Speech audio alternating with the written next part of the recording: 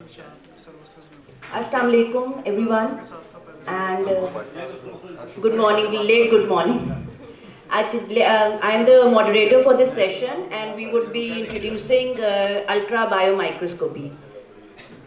Since the purpose, you people all are familiar with ultra biomicroscopy, but the purpose of this is twofold. One, to give you information. Second, to let you people all know that UBM is available in Mayo Hospital Lahore now, so it's a benefit for the patients in government sector. So we would be starting our presentation.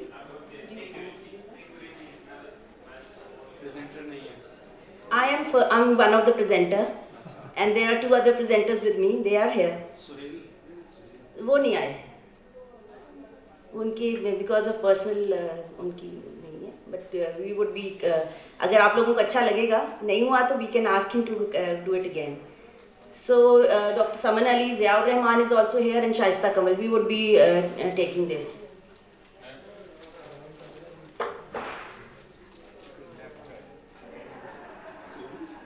okay, these are the disclosure notes. Now what we are going to talk about in our presentation, introduction to ultrasound, which is about the general ultrasound. Then we would be talking about the UBM specifically, in which we are going to talk about the properties of the UBM, the structures seen on UBM, then indications and the contraindications would be done by Shaista Kamal. Later we would be seeing the differences from B-scan and OCT, anterior segment OCT, which would be done by Mr. Ziaur Rahman. Then the procedure would be guided, how is it done, and then there would be a question answer session. Now, we all know that ultrasounds, they have a very major diagnostic role in our medical field. And why is it so? Because of our non-invasive, real-time cross-sectional imaging, cost-effective visualization. The best thing is that the light waves and the sound waves जो हैं, they can cross the opaque media, और इसीलिए इनका resolution better है when the media is opaque, और iris के पीछे की चीज़ें भी इससे बेटर नज़र आ सकती हैं. So this is the difference from light waves, और ये general principle बता रही हूँ. And all the ultrasonic devices have a piezoelectric probe which is used as a transducer. Then specifically about the UBM. UBM है क्या? It is an ultra biomicroscopy to view the anterior segment of the eye. It was first history अगर हम it dates back to 1990 जब ये Pavlin और Franklin Foster ने they discovered to view the anterior segment of the eye, just like the way cross sectional biomicroscopy के principle पे base करके इन्होंने इसको high resolution image दिया, and the resolution can go up to 40 micrometers. Axially 20 micrometers जा सकती है, laterally 45 या 50 तक भी जा सकती है. Again the piezoelectric, and this is the a very good device to see the anterior segment. अब उसमें हम क्या क्या देख सकते हैं? We can see the structures as the cornea, even उसमें कोई dystrophy हो या कुछ भी हो, the pathologies will be discussed later. But what the structures can be visualized through these through this UBM is anterior chamber angle, posterior chamber, iris, ciliary body, lens, scleral spur, and the conjunctiva. We can see all the pathologies. अगर कोई opaque media भी है, कोई tumor भी है, we can see through that क्योंकि इसकी waves पीछे तक चली जाती हैं ultrasound की. Now, these are the structures seen. आप देख रहे हैं S is for sclera, cornea के structures सारे visible होते हैं. If there is even any dystrophy, opacity, तो हम पीछे तक देख सकते हैं उसके. Then the anterior chamber, posterior chamber, and the ciliary body. Now details में देखना हो तो we can start from the ciliary body, scleral spur, इसको मैं canal of Schlemm, anterior chamber, Schwalbe line तक इसमें visible होती है, and we can see the pathology. Iris की root, iris की configuration, we can see behind कोई iris cyst या root हो, ये सब हम pathology में अभी discuss करें. But these are the normal structures which are visible through the UBM. Ciliary sulcus, ligaments, posterior chamber, lens capsule, ये lens capsule का हमें ये नज़र आ रही है इसकी, ठीक है, and iris का even the posterior border is visible.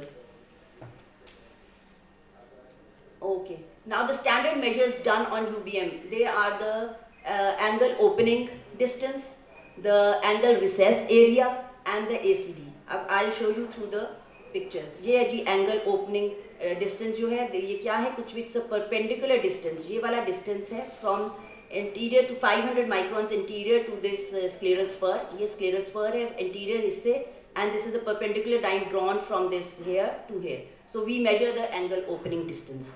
अगर ये नैरो एंगल में, जैसे दिस इज वेरी इंपॉर्टेंट, अभी हम पैथोलॉजीज की जब बात करेंगे तो it is decrease in narrow angle closure या एंगल क्लोजर ग्लाकोमा में, but it is not an alternative to gonioscopy, जो हमारा कन्वेंशनल मेथड है उससे, क्योंकि उसमें साइनिक्स और जो साइनिक्स होते हैं वो विजिबल होते हैं through better through gonioscopy. So it is not an alternative but it's complement to the gonioscopic features. Next ने जी हम और डिटेल्स में जाके देखें तो हमने जैसे बात की थी, हम ये देख सकते हैं angle recess area which is a triangular area over here bounded by the anterior opening chamber and from the scleral spur. This is the area which can be seen as ये भी angle obviously angle closure glaucoma में this size is decreased. Then the anterior chamber depth which is measured from the posterior central posterior corneal endothelium to the anterior surface of the lens. ये depth भी इससे हम quantitatively measure कर सकते हैं in UVM. Now for the indications, I would like to call upon Ms. Shaista Kamal to guide us more about it.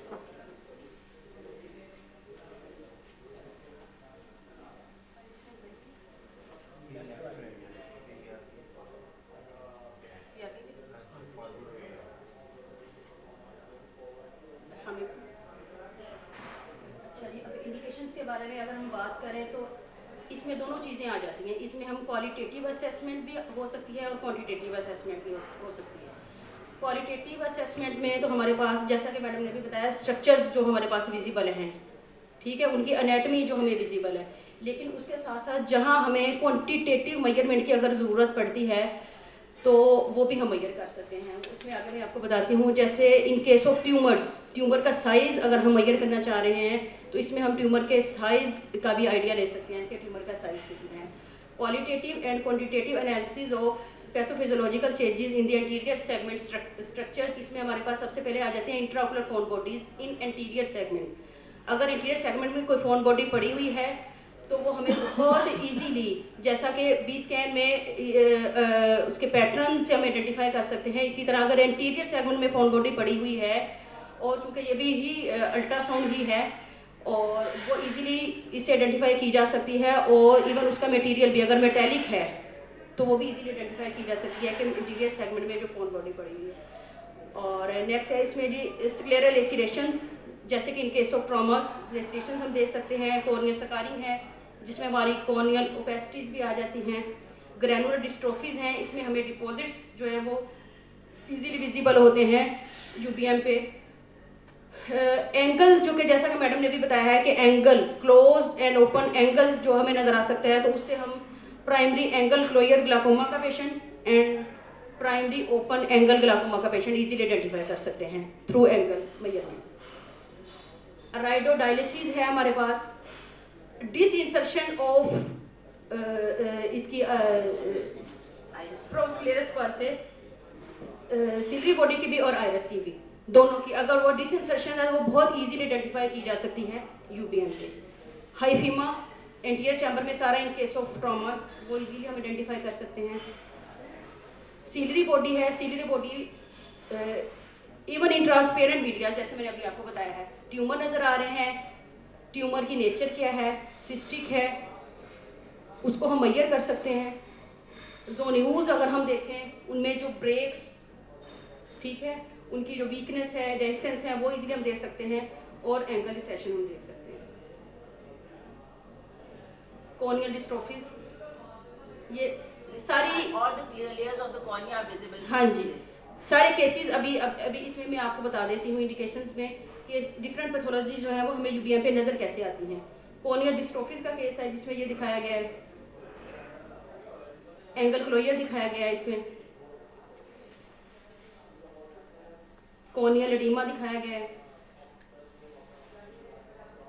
प्लेटियो Iris वैसे तो बहुत मुश्किल है आइडेंटिफाई करना, लेकिन अगर पेशेंट को ऑपरेशन है और आपका जो ऑपरेटर है वो इनफ कॉम्पिटेंट है तो इससे आप प्लेटियो आयरस सिंड्रोम भी इजीली जो है ना वो रूल आउट कर सकते हैं। साइड में आप दिखाओ कि interior positioning of the ciliary body, यहाँ जहाँ एरो शो कर रहा है वहाँ से आपको ये पता चल रहा है कि इट इज इंटीरियरली प्लेस्ड। जो आइरिस रूट है वो हमारा सिलरी प्रोसेसेस जो निकल रही हैं उससे इंटीरियरली प्लेस्ड। सॉरी ये उसमें है दूसरे में पॉइंट वीडियो इंडिकेटर इसमें ये फिल्म को दिल्ली को शुरू करता है। टीयर फिल्म का कंजक्टाइवा का तो बताता है, हाँ जी। टीयर फिल्म का नहीं बताता। टीयर फिल्म का नहीं, टीयर फिल्म के लिए तो हमारे पास वही जो इंटीरियर सेगमेंट ओसीटी, वो एंड में उस पे उसके डिफरेंसेस हम बताएंगे उसके साथ।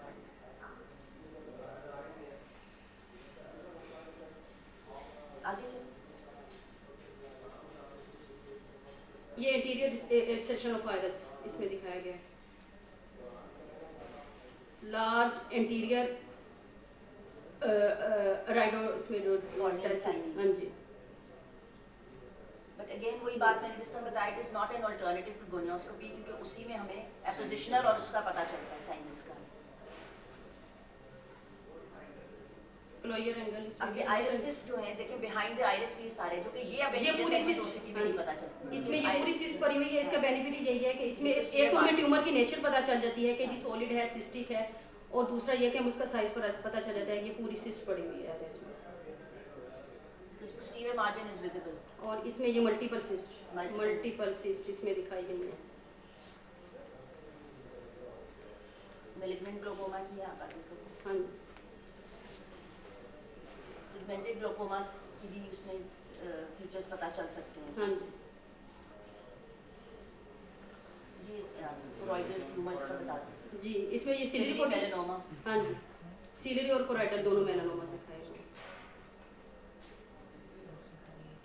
आईओ पोस्टीरियर आयल, हाँ जी, लक्सेशन।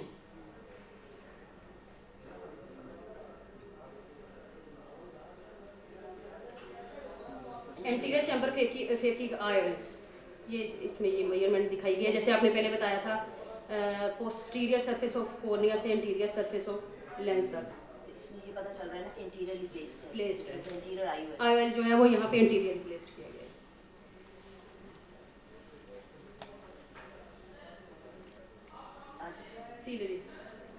सिलरी प्रोसेसेस इसमें दिखाए गए हैं। अभी एंगल एंगल ये बताइए। Closed angle. अब कॉन्ट्रा इंडिकेशन इसमें क्या क्या आ जा सकती हैं? इसमें सबसे पहले तो fresh penetrating and ocular traumas जो है उनमें हम नहीं कर सकते इसमें, क्योंकि डायरेक्ट कॉन्टैक्ट जो हमारा वो वाटर बाथ वाटर शेल जो हम यूज़ करते हैं जैसे इमर्शन टेक्निक बी स्कैन में उसमें हम यूज़ कर सकते हैं। तो अगर ओकुलर सरफेस सिंड्रोम है, अगर फ्रेश पोस्ट ऑफ केसेस हैं या फ्रेश ट्रॉमा केसेस हैं तो उनमें हम अवॉइड करेंगे करने से। Patients with ocular penetrating and perforating injuries in early post-op patients periods with infectious with ocular surface syndrome, eyelids में भी हो सकते हैं अगर इवन इन कॉर्नियाज में भी। और सबसे ज़्यादा मोस्ट इम्पोर्टेंट चीज़ है इसमें पेशेंट का लेवल ऑफ कोऑपरेशन हमें जो है वो बहुत रिक्वायर्ड होता है। अगर हमारा पेशेंट कोऑपरेटिव नहीं है तो हम बहुत इजीली, जैसे कि ये सारी आपको पिक्चर्स दिखाई हैं, वो विजुअलाइज्ड नहीं होंगी अगर आपका पेशेंट कोऑपरेटिव नहीं है। तो पेशेंट की कोऑपरेशन जो है वो सबसे पहले ज़्यादा नेसेसरी है। Now I would like to invite Mr. Ziaur Rahman for the next session.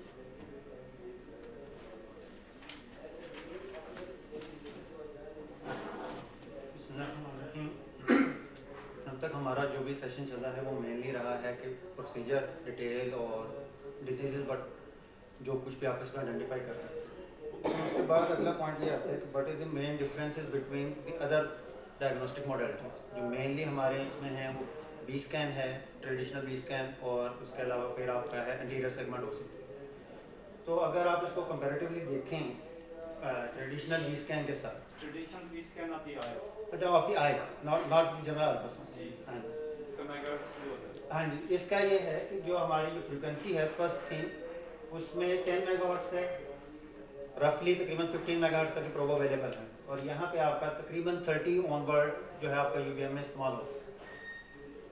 Aperture है उसका जो नेक्स्ट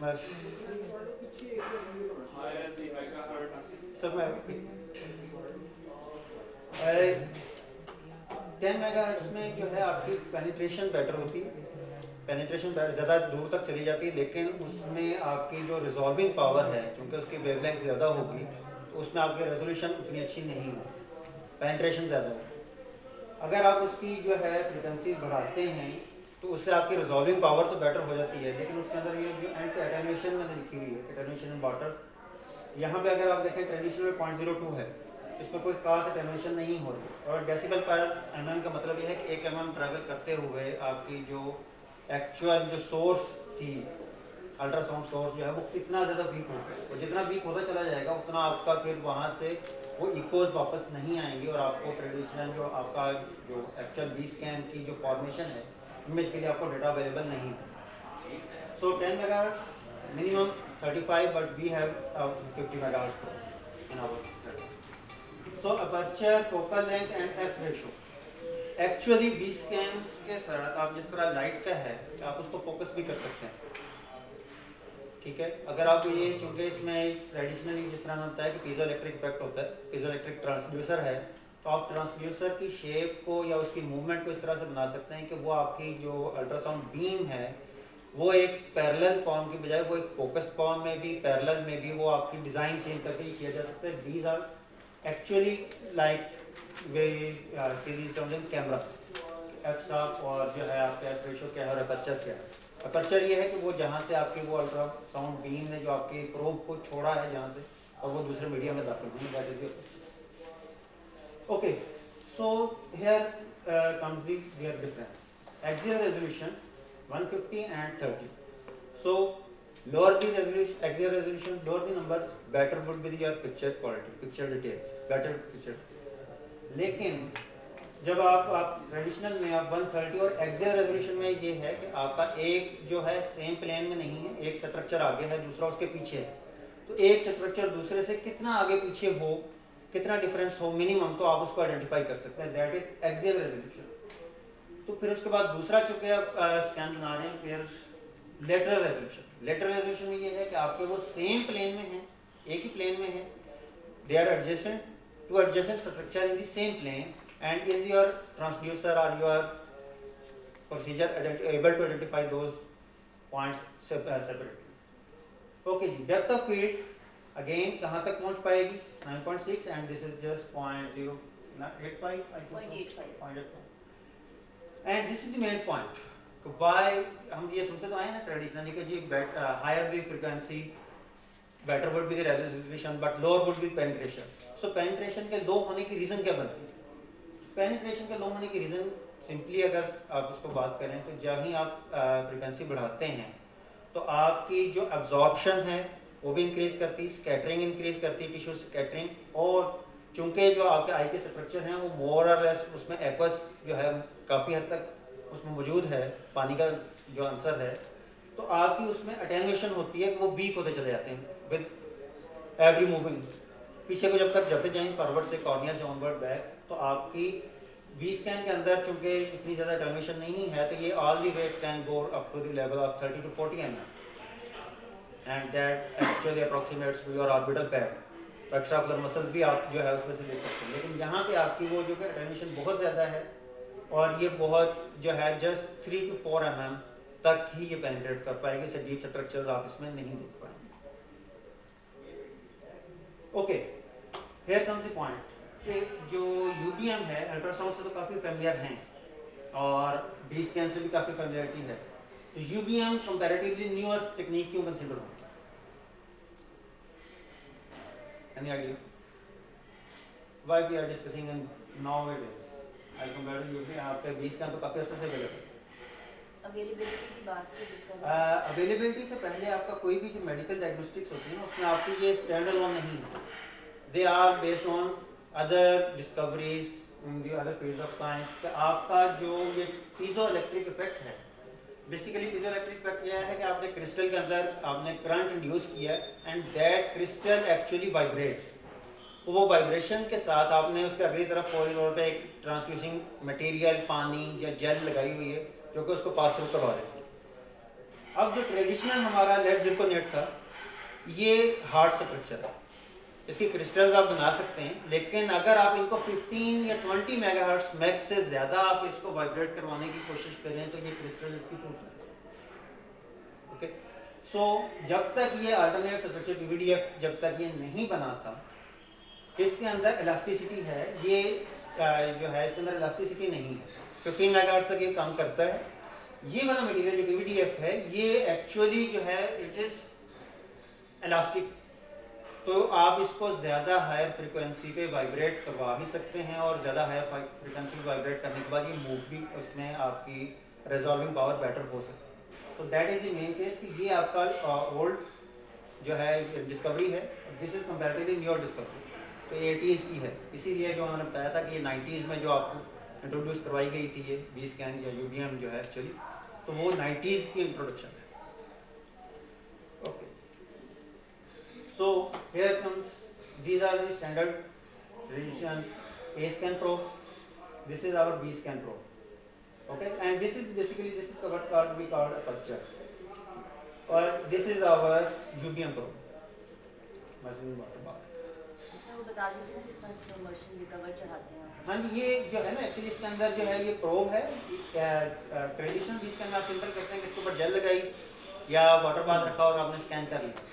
अच्छा, इंटीरियर सेगमेंट के लिए पुराना जो था ट्रेडिशनल बी स्कैन है वो भी किसी हद तक कारआमद था, बिल्कुल ऐसा नहीं कि उसके अंदर आप इंटीरियर सेगमेंट देख ही नहीं सकते थे, लेकिन उसके साथ करना क्या होता था कि आप अपनी प्रोब को और आंख के ऊपर एक शेल रखते हैं ताकि वो आपका डेप्थ ऑफ फोकस पीछे रेटिना की बजाय थोड़ा सा इंटीरियरली डिस्प्लेस हो जाए, तो आप उसके अंदर इंटीरियर सेगमेंट के स्ट्रक्चर्स देख सकते थे। बट स्टिल जो हमने बात की कि उसकी फ्रिक्वेंसी चूँकि कम थी तो उसकी रिजॉल्विंग पावर जो थी वो डेफिनेटली कम थी।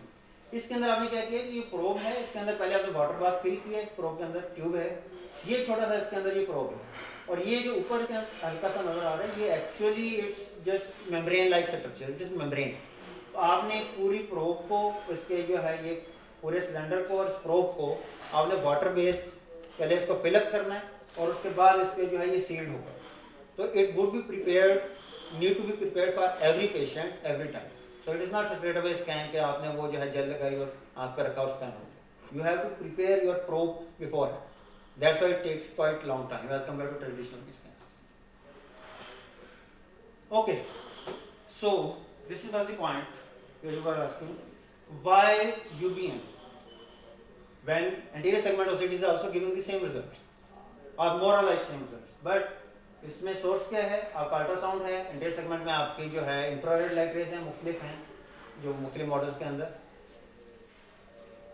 जो रेजोल्यूशन है 50 microns and 10 micron, so OCT is bigger upper hand in this case, resolving power is definitely better. So depth of focus, depth, scan depth is 5 mm and here is 4 mm. So where is the advantage of UBM? Here. कि आपका जहाँ पे OPEC media आ गया वहाँ पे आपकी चाहे वो इंफ्रारेड लाइट रेज भी हैं वो इतना पेनिट्रेट नहीं कर पाएंगे, वन थिंग। और सेकेंडरीली नॉर्मली पे अगर आप स्ट्रक्चर देखना चाहें तो नॉर्मल आयरस के जो है उससे पीछे की जो है स्ट्रक्चर कोई भी आप देखने की कोशिश करें तो iris is going to block all of your OCT waves जो इंफ्रारेड वेव्स हैं, so you are not going to see anything beyond your opaque point. So पहले जो बात कर रहे थे सिस्ट्स की और मेलानोमास की, तो इसके अंदर आपका जो भी स्ट्रक्चर है या मेलिग्नेंसी है उसको देखने के लिए क्या है कि is that structure is cystic और it is adjacent to other structure, it is malignant, तो वो आपका UBM पे बेटर आइडेंटिफाई कर पाएंगे, OCT आपको उस लेवल तक पेनिट्रेट नहीं कर पाए। ICL के लिए कौन सा बेहतर है? जी सर, ICL इम्प्लांटेबल कॉन्टैक्ट जो लेंसेज हैं उनको ये सर पूछ रहे हैं कि कौन सी मोडालिटी ऑफ डायग्नोसिस बेहतर है? सर UBM इसलिए का मैंने अभी बताया कि वो आयरस से जो है बेसिकली उसमें देखना होता है उसका जो वॉल्ट है ना वो तो इट इज ट्रांसपेरेंट, वो जो ट्रांसपेरेंसी है उस वॉल्ट की वो चेक होती है from the back surface of the contact lens and the interior capsule. Yes, तो वो जो है 250 to 650 माइक्रोन, तो उसकी मेजरमेंट हो बेहतर है। Sir I have no idea, comparatively कीजिए है अगर परफॉर्मेंस बेस्ड अगर आप करनी हो तो यूबीएम का एक जो है स्ट्रक्चर जो है हमारे परफॉर्मेंस बेस्ड मैं कह सकता हूँ कि चूँकि यूबीएम का एक लर्निंग कर्व है, वो कंटेक्ट है और पेशेंट कॉपरेशन जो मैंने कहा कि जरूरी है, तो इंटीरियर सेगमेंट ओसीटी में कंपैरेटिवली जो है आपका वो ऑटोमेटेड स्कैन इमेज एक्विजिशन है, तो वो एक कंपैरेटिवली हम उसको बेटर ऑप्शन कंसीडर कर सकते हैं फॉर मी। डायनामिक में कौन सा बेहतर है जब once you are checking the accommodation? Accommodation में सर ये आपका यूबीएम का जो है ना कंपैरेटिवली बेटर ऑप्शन है। वो ACD बता देगा आपका चेंज हो रहा है। Yes sir. So operation and पे आए तो इट्स मैनुअल कंटेक्ट, और मैनुअल में मीन्स ये है कि आपको जो भी जिस तरह बी स्कैन है तो आपका वो एक होता है कि बी स्कैन में आपको खुद से वो कुछ नहीं बताने वाला, आपको पहले से पता होना चाहिए कि मैं इस पर क्या ढूंढने लगा, मैं क्या ढूंढना चाह रहा हूँ, खुद से कुछ नहीं बताएगा एज इट इज़। जो आपकी ओसीटी है on the other hand interior segment OCT, वो आपका एक वो प्री प्रोग्राम स्ट्रक्चर है, जिस तरह आप ओसीटी करते हैं सेगमेंटेशन ये वो सारा कुछ कर देगी, तो आपका प्री प्रोग्राम जो मॉड्यूल है वो पूरा स्कैन करके आपको रिजल्ट्स दे देगी। So main difference comes here जो है, ये हमारा जो है जो हमारे पास अवेलेबल है 50 मेगाहर्ट्ज़ प्रोब है, ये UBM B scan and this is T scan. You have 3-in-1. 3-in-1 model. तो उसको आप कुछ फ्रीक्वेंसी चेंज कर लेंगे। हाँ, वो ऑटोमेटिकली जब आप मॉड्यूल चेंज करते हैं ना, आप उसका मशीन का जो टेस्ट पैरामीटर चेंज करते हैं कि ए स्कैन मोड में जाना है, बी स्कैन जाना है या यूबीएम मोड में आना है, तो वो ऑटोमेटिकली वो सिलेक्ट करता है। You do not have to change these frequencies manually. ये जो ही आप प्रोब सिलेक्शन और प्रोग्राम सिलेक्शन आप पहले करते हैं कि which type of scan you want to perform, तो उसके अकॉर्डिंगली वो प्रोब को जो है वो करते हैं, उसी को सिलेक्ट करते हैं। So this is what anterior segment OCT looks like. So यहाँ पे एक जो है सिंपल ये रेफरेंस के लिए था कि यहाँ पे आपका कांटेक्ट नहीं है, पेशेंट से कांटेक्ट लेस है। सो इन दिस रिगार्ड कि पेशेंट के कांटेक्ट लेस ना होने का ऐसा, और चूँकि पेशेंट को जो है ना spine position is not necessary for OCT. B scan के लिए जो आप खासतौर पर अगर आप वो जो शेल यूज़ कर रहे हैं तो उसके लिए फिर आपको स्पाइन पोजीशन नेसेसरी। ओके, अच्छा, और दूसरा ये है मेन चीज़, ये बाकी चीज़ें तो सब समझ में आती है, मेन चीज़ क्या है पेशेंट एंड ऑपरेटर डिपेंडेंट। अगर आपको जो ऑपरेटर जो है खुद भी हमने जब लर्निंग कर दिया तो अच्छा खासा ये चैलेंज बन गया था उसको स्कैन करना। बी स्कैन तो सिंपल है, उसका लर्निंग कर तो बहुत छोटा था, नो डाउट कि वो आपने डिटेल्स में जाना हो तो काफ़ी लंबी चौड़ी रिक्वायरमेंट है उसकी, लेकिन इनिशियल लर्निंग के लिए बहुत ईजी है। लेकिन बी स्कैन के अंदर आपके हैंड पोजीशन, आपकी प्रॉपर ओरिएंटेशन, पेशेंट्स की प्रॉपर एक फिक्सेशन टारगेट होना, और ये जो आपको दिखाई है जो अब मैं दूसरी पिक्चर में डाली नहीं, ये जो है आप ये समझना कि just hand head probe, it was not always like this. जो 90s की जो बात हम कर रहे हैं, जो इंटीरियर स्टार्टिंग के जो आपके स्कैन्स थे उसके अंदर बहुत बड़ा सा एक रोबोटिक काइंड ऑफ आर्म्स थे कि आप पेशेंट को लिटाया है और बड़ा सा जो है ना एक अच्छी खासी रोबोटिक काइंड ऑफ मूवमेंट के साथ आप मूव करते हुए उसके ऊपर ला के फिक्सेट कर रहे हैं, एंड जस्ट मोर और लेस लाइक जिस तरह सर्जरी करते हैं उसी तरह का ये बनता था। तो पेशेंट इतना कोऑपरेटिव आपके साथ होना चाहिए। तो अब ये जो है कंपैरेटिवली मच ईजियर है as compare to older models, कि आप जस्ट बी स्कैन की प्रोब की तरह इसको भी हैंड हेल्ड आप कर सकते हैं। इवन इसके अंदर एक और खास मॉडलिटी है, उसको यूज करके तो आप इसकी सिटिंग पोजीशन में भी ये परफॉर्म कर सकते हैं। No doubt is very difficult. Video है आपके पास सर? नहीं सर, वीडियो अभी जो है ना इसके साथ नहीं। प्रोसीजर्स की वीडियो नहीं है? नहीं।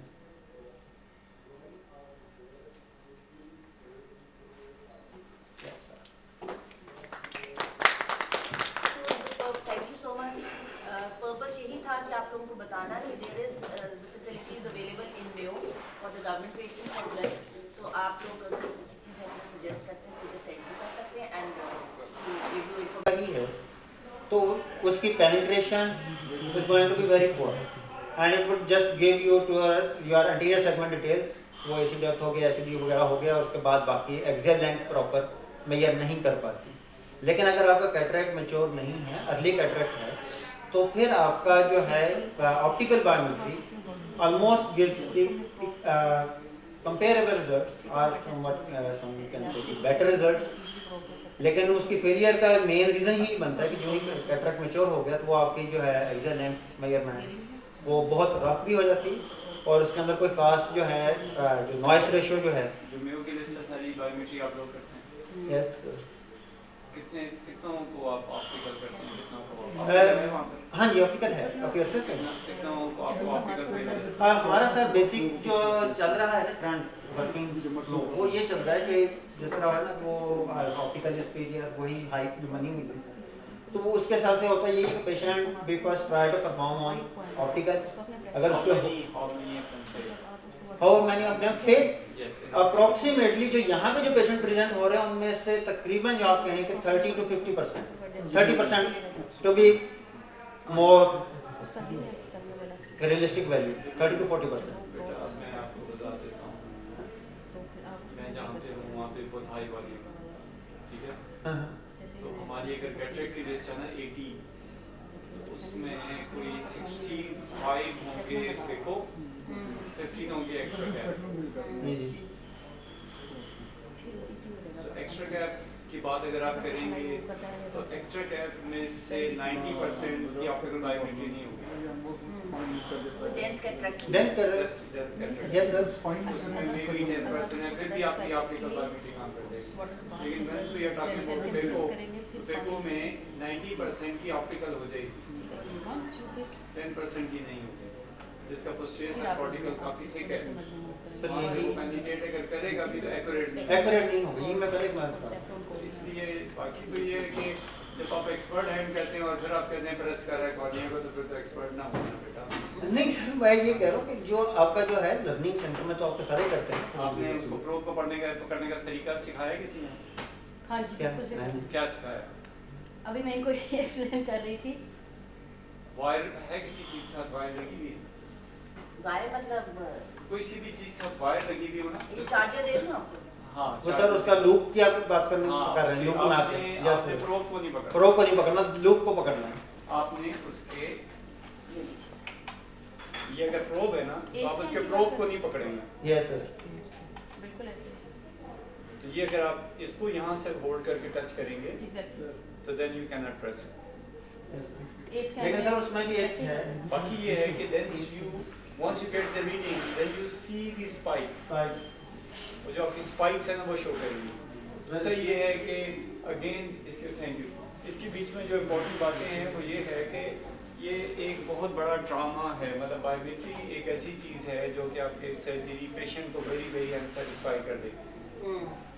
हाँ excellent Sir, surgery ये- done, but लेकिन biometry was not मुझे ना performed. दूर नजर आता है ना करीब नजर बट आता सर है। चलेगा, मेरे साथ ये एक रिसेंटली हुआ है, that was not the case. उसमें काफ़ी अच्छा खासा जो है ना पोस्ट ऑपरेटिव सरप्राइज मिला, तो ऑप्टिकल के थ्रू मिला, लेकिन उसकी रीज़न कुछ और थी, वो उसको प्रॉपरली कैलिब्रेटेड नहीं थी, जो भी था इशू वो अच्छा खासा ये बनता है। प्रोब की सर आप बात करें, प्रोब में भी पहले आइडेंटिफाई करना ये एक ज़रूरी है। कुछ प्रोब्स होती हैं that are basically design to be mounted on slit lamp, ठीक है, उनका साइज कंपैरेटिवली थोड़ा बड़ा होता है, तो they are design basically design to be mounted on slit lamp, और उनका वजन अगर हम कंपैरेटिवली देखें तो उनका वजन अच्छा खासा ज़्यादा है। और अगर आप उसके साथ हाथ के साथ अगर आप ये जो है ना वायर के थ्रू करने की कोशिश भी करें, बेटा आप नए पास गए स्लिट लैम्प पे कहाँ पे प्रोब लगता है? कहाँ पे सर स्लिट लैम्प बेस्ड, मैंने मतलब ये स्लिट लैम्प के ऊपर नहीं, आपके सामने से जो front spine position recline position ढाबे का प्रोब उसकी जो है वो आपको पता कैसे लगता है स्लिट लैम्प? सर एक पता है आपको? लाइक आपने टोनोमेट्री करते हैं ना, सर प्रिज्म में हटा दें। हाँ जी सर मैं अच्छा सर बच्चे अभी हैं ना, अभी सर मैं बात सफेद करके आना बेटा, काम चीज ज्यादा करोगे ना, देखो बेटा उम्र कितनी है? 14 साल, तजर्बा कितना है? 28 साल। ये राइट स्टेटमेंट है कि रॉन्ग सर स्टेटमेंट? मैं ये मैं सिर्फ ये कह रहा हूँ उसका ये right कंपैरेटिव statement है। ज़्यादा होता है, और आप वो हमारे साथ है ना एक प्रोबेबल, और उसको इसी तरह आप देखो पकड़ाया हुआ है कि जैसे मुझे कि साथ बता ही करते कितनी हैं। लिस्ट हो रही है डेली? जी सर हमारी तो तकरीबन जो है मुख्तलिफ यूनिट्स के साथ डिफरेंट 200 तो नहीं, लेकिन 180 100 होती है, 100 120 लिस्ट होती है। कौन सी unit? Unit 3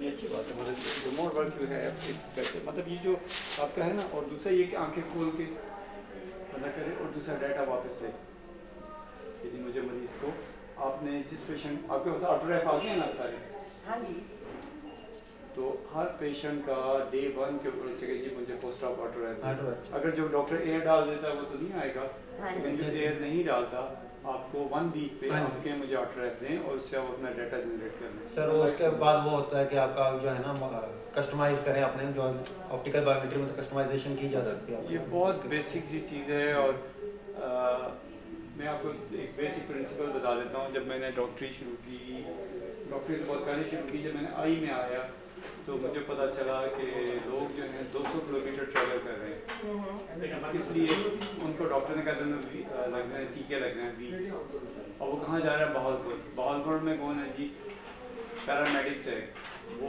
pain free injection लगाता है। पेन फ्री इंजेक्शन क्या है आपकी फील्ड तो नहीं है, लेकिन आपको पता है पेन फ्री इंजेक्शन क्या होता है, पेशेंट का टीका लगता है। मैं सिर्फ बता रहा हूँ आपका थॉट प्रोसेस, उसने क्या डिवाइस किया, उसने वो स्पाइनल नीडल्स ली, स्पाइनल नीडल्स में इंजेक्शन करा, उसकी जो पेनिट्रेशन है थोड़ा सा उसने साथ ही ज़ाइलोकेन के साथ जो जेल है स्किन को क्लीन किया, वो स्किन भी नम हो गई, स्पिरिट सॉल्व से क्लीन किया उसको। This is how you are focused on your work. If you are focused on your work, then you stand out differently. और फिर लोग कहेंगे कि जी मुझे पेशेंट ने आके कहा कि मेरी आंख में नंबर नहीं रहना चाहिए डॉक्टर, फिर वो कहेगा जी कहाँ से बायोमेट्रिक कराऊँ, कहेंगे जी इनसे कराओ। शायस्ता है नहीं, मैं समन हूँ। समन है, मैं तो समन से समन करा। ये शायस्ता। प्रोफेसर समन से करा। नहीं आप सारे प्रोफेसर हैं। नहीं, बिल्कुल भी नहीं। ये तो सबके नाम के साथ बस प्रोफेसर। इनकी गलती आ रही है। अच्छा, ये कोई बात नहीं। नहीं, मैं तो आई एम डॉक्टर। को बाय डिफॉल्ट डाल देता है तो नहीं नहीं, वो बस प्रोफेसर होने नहीं, से देखिए बचना मैं चाहिए। आपको बताती हूँ। उनको पता नहीं चलता कि बिस्तर पे छतरी रखनी है कि खुद लेटना। मेरी बात सुनिए, आई एम डॉक्टर समन, मैं ग्लोकोमा क्लिनिक इंचार्ज हूँ। ये दोनों डॉक्टर सुहेल सरवर के डायरेक्ट ट्रेनीज हैं और इनको उन्होंने ये अपना इंट्रोडक्शन उस तरह से कराओ ना। नहीं कोई बात नहीं, चलो मुझे समझ आ रही है। आप देखिए डायग्नोस्टिक होने का मतलब ये है जो काम भी करें ना यू शुड स्टैंड आउट, और स्टैंड आउट करने का एक ही तरीका होता है कि जब आप काम करें ध्यान से करें और पकड़ के दाएं बाएं जहाँ से मरीज मिलता है ना असेस हुआ हुआ है उसको दोबारा असेस करें। वो आपकी असेसमेंट शो कर देगा कि उसने क्या किया और आपने क्या किया, इज देयर एनी डिफरेंस और नॉट। फिर आप आउटकम को चेक करेंगे, अपने आउटकम को देखेंगे मैंने क्या बायोमेट्री रिकमेंड की। देखिए जो बायोमेट्रीज आप रिकमेंड करते हैं ना, जो ह्यूमन है ना, अगर उसकी एक्सियल लेंथ जो भी कैलकुलेशन हुई पावर आई 22.20, अब लेंस क्या रिकमेंड करते हैं 22.20 पे 22.20 का लेंस डालते हैं। छोड़ के कितना क्या करते हैं 0.5 का मायोपिया छोड़ के आपने तो कितना मिलता है 22.70 का लेंस डालें। कौन सा लेंस डालें? मुझे सफर तो करें ना, उनको देखें ना, डाटा होना चाहिए ना। मेरे पास अगर डाटा नहीं होगा तो मुझे समझ नहीं आएगी कि मैंने आगे क्या करना है, मैंने क्या लिखना है।